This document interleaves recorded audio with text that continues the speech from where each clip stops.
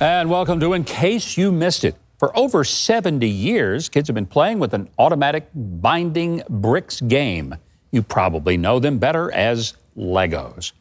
Well, it seems like it took over 600 billion bricks made and countless adults hurting their foot for someone to harness the power of Legos and their ambush attacks on our Tootsies for good. Ask my wife about stepping on a Lego. Granted, she didn't see the one she stepped on, but 3 broken ankle bones and surgery later, I don't think she will think this is a great idea. Aww. A British charity, Caldwell Children, is asking people to volunteer to walk barefoot over Lego bricks to help raise money for children with disabilities. Now, this is not some big fire walk on charcoals like some island ritual. You're allowed to do it in the pain of your own home on May the 31st. And there is no cheating. So you can't apply the ingenuity of this brilliant parent who created her own Lego slippers to navigate his kids' play area. But the charity did turn to UK firewalks to create an instructional video of how to walk safely across a floor strewn with Lego bricks. I had no idea it was even humanly possible. Ooh. Kate McMahon of Caldwell Children says that they hope the firewalking experts can help people tap into their willpower to overcome the tiny kids' obstacles and create a ridiculous fun event for all the family. Yes, those are her words, not mine. Hey, Governor, you know my doctor, very creative man. He uses a scale from 1 to I stepped on a Lego. How much pain are you in to help diagnose the patients? I think it's a great idea. Yeah. That's pretty clever. Yeah. You know, Keith, when I was a little kid, I couldn't figure out how to play with Legos. Really? But then one day, it clicked. Okay, in case you like watching others step on painful things, the event is expected to be live streamed on Caldwell Children's website. Now, I know someone will experience the joy of victory in this good cause, but I got a dark feeling far more people are going to experience, you know it's coming, the agony of defeat. Oh, yeah. Defeat. Defeat. Yes. Oh. Good one. Hey, good talk one. about social distancing innovation. The Fish Tales Bar and Grill in Ocean City, Maryland has come up with a unique way to keep people apart. It's a round table on wheels with a big inflated inner tube all around it. One customer stands in a hole in the center and can maneuver it around the patio like a bumper car. I assume the restaurant's PA system will be playing Round, Round, Get Around, I Get Around. Yeah. Hey, we almost could do that one. I know it sounds more appropriate for a donut shop, but I think the goal is to kill the coronavirus by making you look so silly that the virus laughs itself to death. Here's a word of warning, though.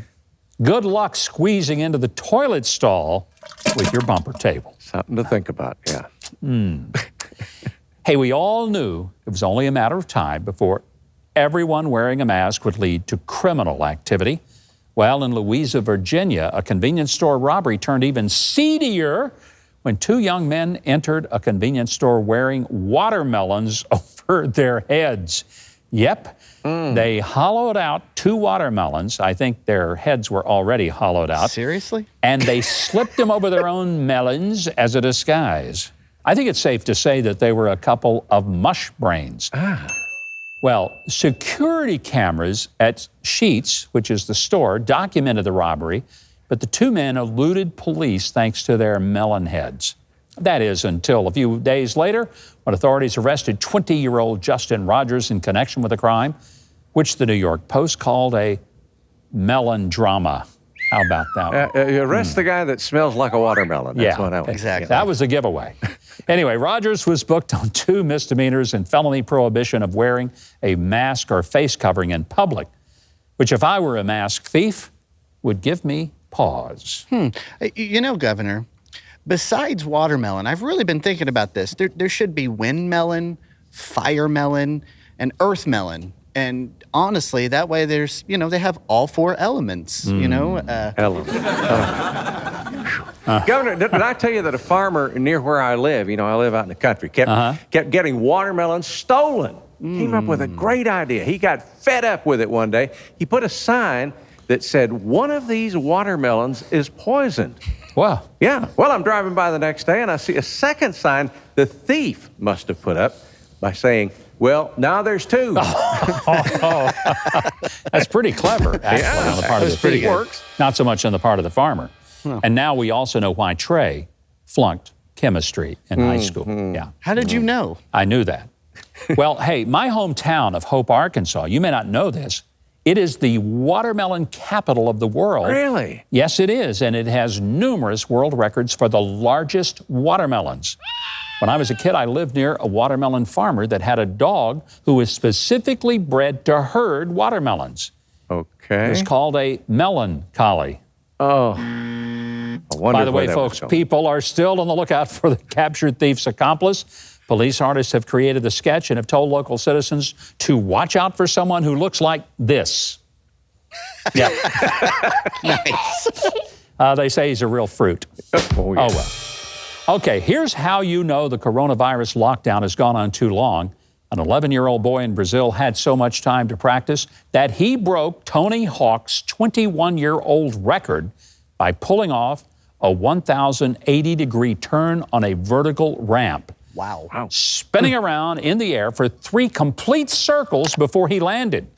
When asked how he felt, he threw up and fell over. That's just a joke. That didn't really happen. But his spins were revolutionary. And now the skateboarding world revolves around him. Yes, it does. Next, he hopes to complete a 1,260-degree turn. That's 3.5 spins in midair.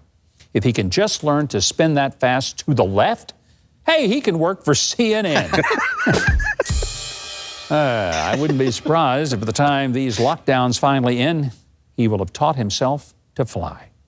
Personally, I'd be happy if my grandkids just didn't leave their skateboards out where their grandmother would trip over them. Okay, so what have you been doing during the quarantine? Watching TV, maybe some reading, taking a walk? Well, Kevin Nix decided to make the world's fastest motorized wheelbarrow.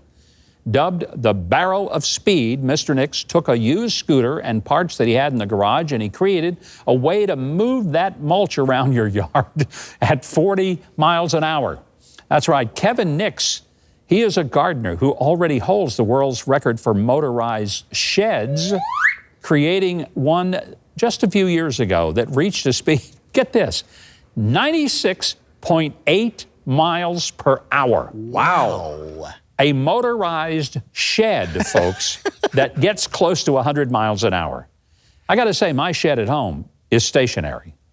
Imagine being able to pull yours up to the home and garden store to stock it up and then stop by the Sonic on the way home for a limeade. Yeah. Yeah. Then get caught for speeding on the way home. Yeah, 100 miles an hour, they'd never catch you. You'd be home and safely in shed before the cops could get there. Hopefully, Mr. Nix will keep working on the Barrow of Speed so it can catch up with the shed so you can store things while traveling down the highway.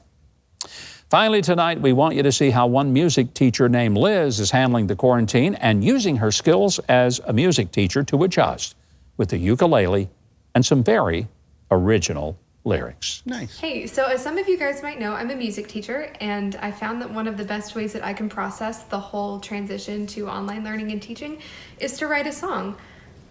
So I wrote a song. I'd like to share that with you guys now. Here we go.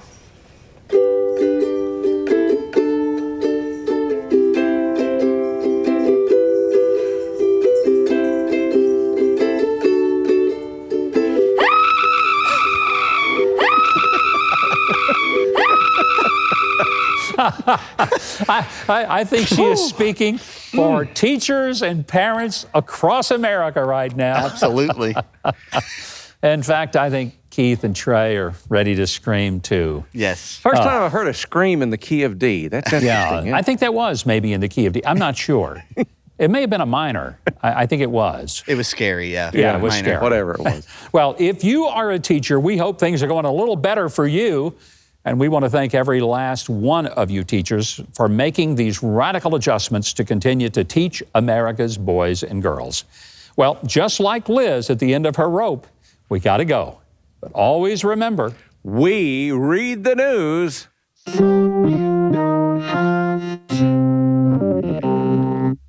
Now, if you're seeing this, I know you've enjoyed that video. I mean, how could you not, after all? So, you know what you should do? Leave a like, click on the subscribe button below, and hit the notification bell next to it so you'll always know when I have another video up for you to enjoy.